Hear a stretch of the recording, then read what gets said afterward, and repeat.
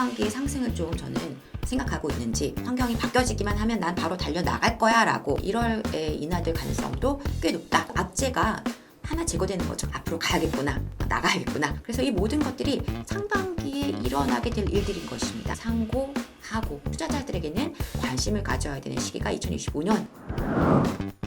안녕하세요. 사다리 경제 유선영입니다. 2024년이 이제 얼마 남지 않았습니다. 많은 언론들 그리고 연구기관에서 부동산 시장에 대한 2025년 전망들을 내놓고 있는데요.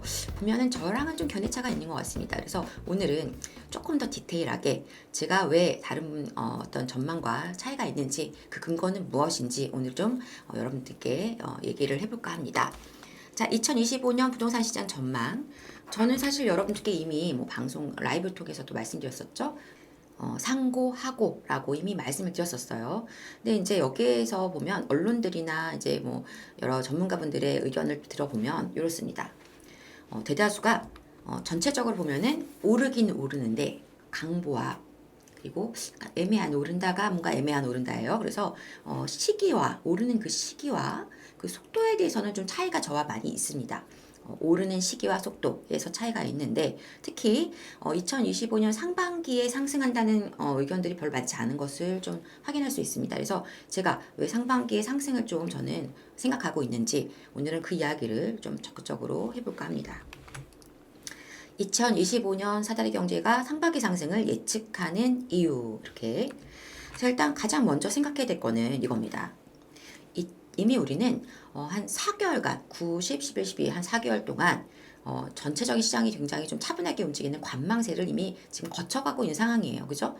이 시점이 시장의 어떤 흐름이 딱 지금 약간 눌려있고 거래량도 줄고 전체적인 어떤 환경이 좀 바뀐 시점이 한 4개월을 벌써 지나왔습니다. 이러다 보니까 앞으로 이 장세가 더 길게 가기에는 제가 볼 때 좀 어렵습니다. 그래서 그 부분이 일단 우리가 한번 생각해 봐야 되는 부분이고요.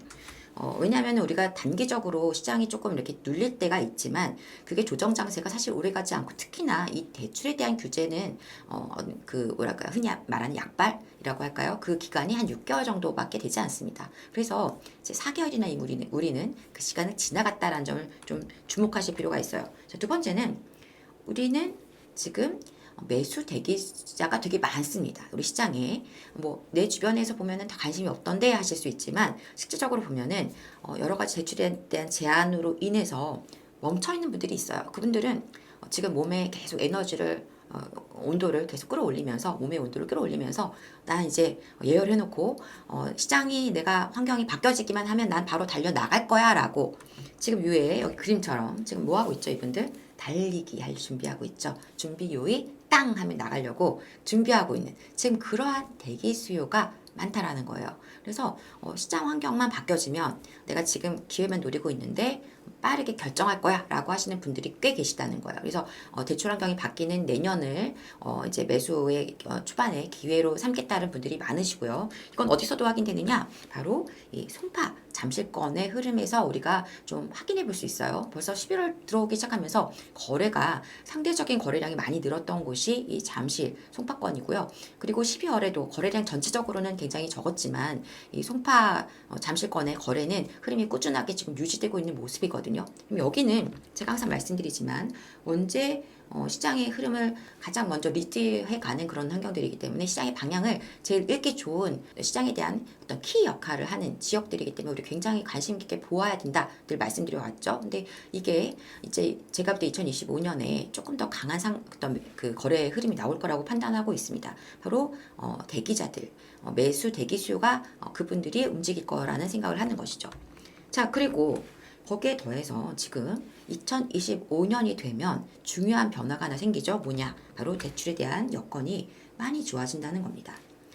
사실 우리 시장이 2024년 9월부터 꽉 눌렸던 그 이유는 대출 규제 때문에 그랬어요. 근데 그 악재가 하나 제거되는 거죠. 큰 악재가 제거되는 겁니다. 물론 그 이후에 지금 12월 들어오면서 약간 탄핵 정국으로 전환되면서 약간 시장이 혼란스러운 부분은 있습니다만, 이 대출에 대한 규제가 사실상은 시장의 어떤 처음에 어떤 환경들을 바꿨던 것이다 보니까 이거 하나가 일단 제거된다. 이 악재가 사라진다.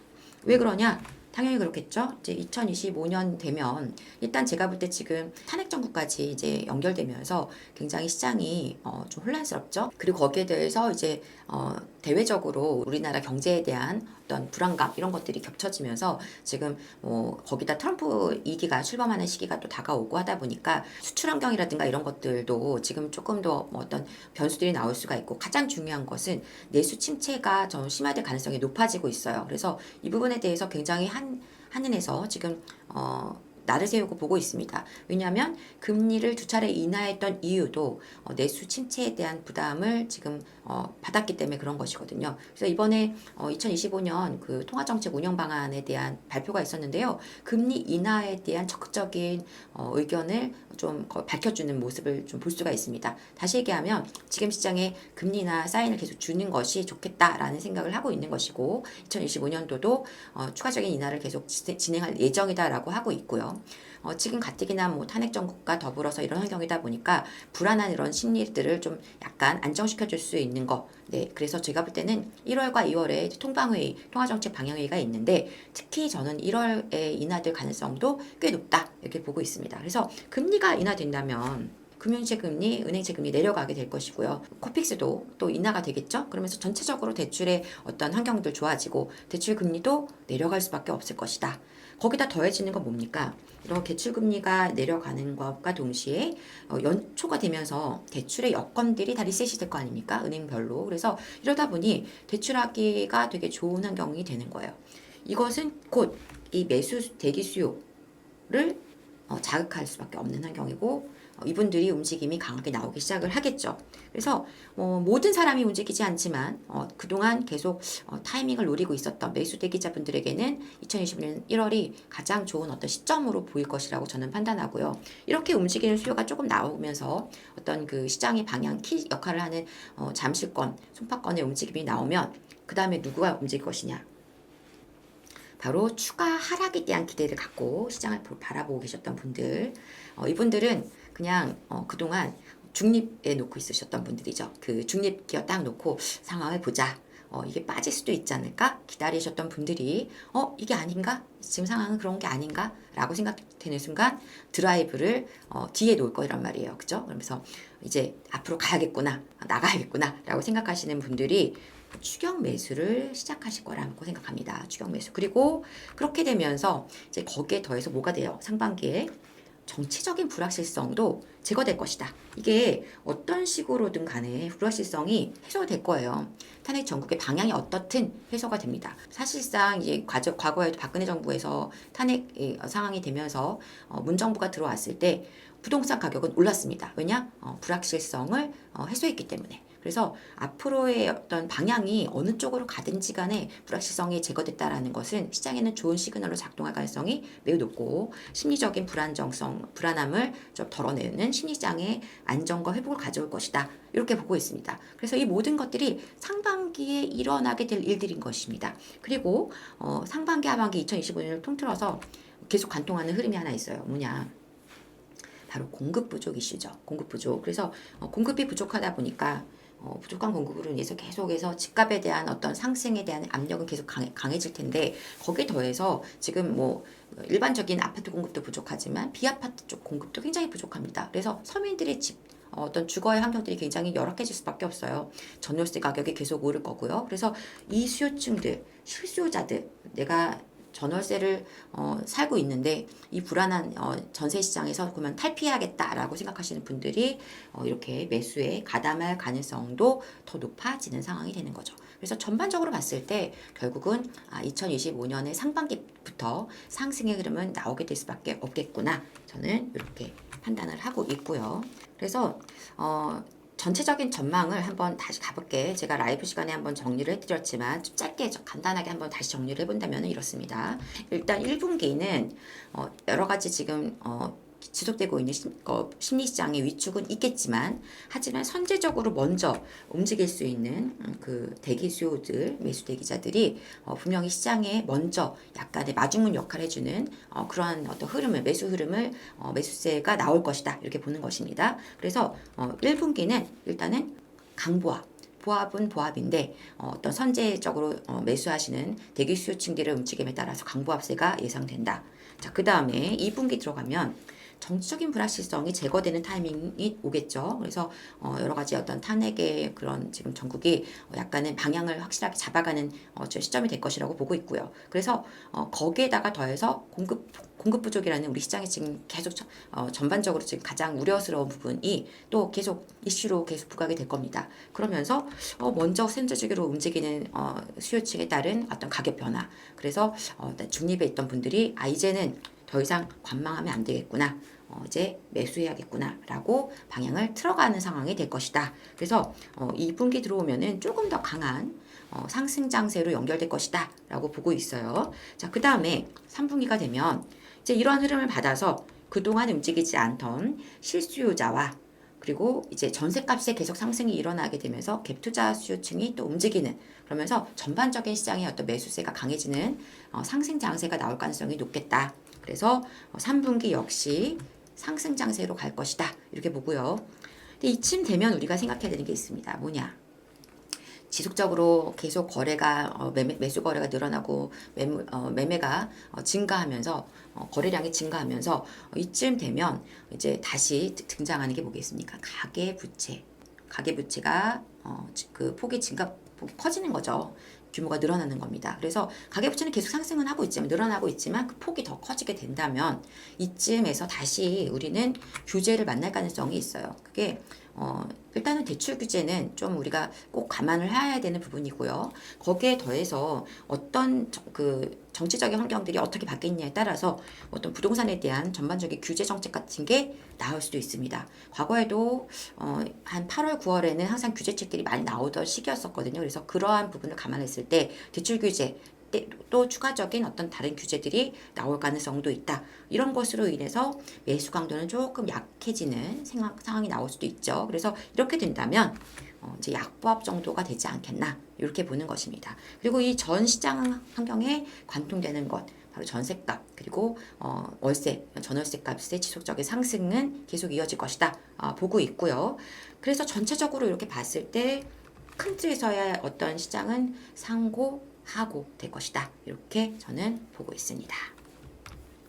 자, 그리고 이제 이야기를 하나 더 이어간다면은요. 2024년에 우리 시장의 어떤 특징이랄까 이런 것들이 2025년에도 계속될까 얘기를 한번 해야 될 것 같아요. 일단 첫 번째는 뭐냐? 월죽신 연풍입니다. 지금 그 청약시장은 지방은 그렇지 않지만 서울의 주요한 지역들의 청약시장이 굉장히 뜨겁고 강했습니다. 그래서 이러한 흐름이 2025년에도 이어질까? 이거는 반반이에요.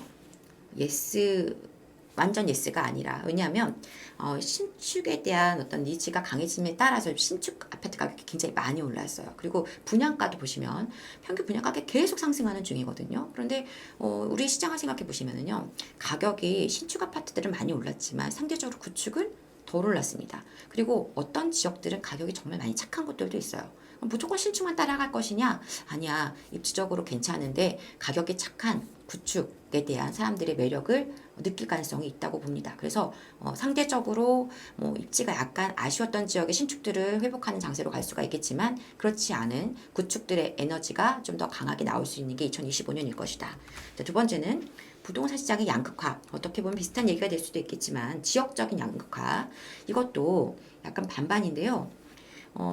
저는 항상 말씀드리지만 이 어떤 서울 수도권 지역에서는 지금 양극화 현상이 일어나는 것은 이거는 계속 갈 수는 없다라고 판단하고 있어요. 그래서 상대적으로 예를 들어서 지금 신고가를 계속 뚫고 가고 있는 지역들과 상반되는 아직까지 20% 30% 정도 가격이 조정되어 있는 곳들은 가격적인 매력이 너무 높아지는 겁니다. 그래서 많이 올랐던 곳들이 안 오른다는 건 아니지만 그 오른 폭이 굉장히 약해지는, 그래서 상승의 강도가 굉장히 약해지는 상황이 될 것이고, 그 뒤를 따라가는 곳들을 조금 더 회복세가 강해지는 모습이 나오지 않을까 이렇게 판단하고 있고요.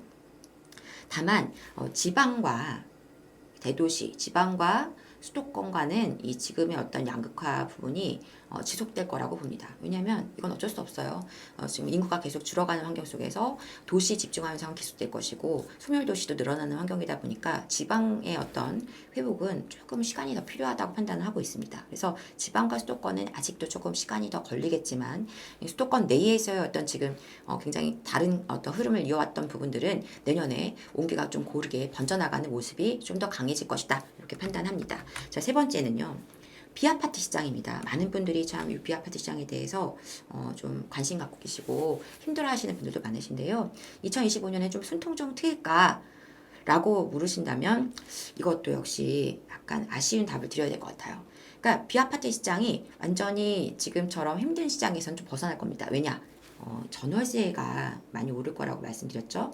공급 부족에 따라서 특히나 이 비아파트 분야에 공급이 극심하게 부족한 상황이다 보니까 전세 가격, 월세 가격은 많이 오를 수밖에 없습니다. 그런데 이 전월세 가격이 움직이게 되면 약간의 숨통을 트일 수는 있겠지만 상대적으로 여태까지 눌려있던 가격이 굉장히 위로 치고 올라가는 그런 환경까지 나오기에는 아직은 시간이 필요한 게 아닌가 생각합니다. 그래서 약간 2025년 거의 이제 말쯤 가면 조금씩 이제 매매 가격의 힘도 좀 더 강해지는 환경으로 가면서 2026년에는 조금 더 좋은 모습으로 가게 될 것이지만 2025년 당장에 빠르게 가격이 안정화되는 거는 조금 더 시간이 걸릴 것이다.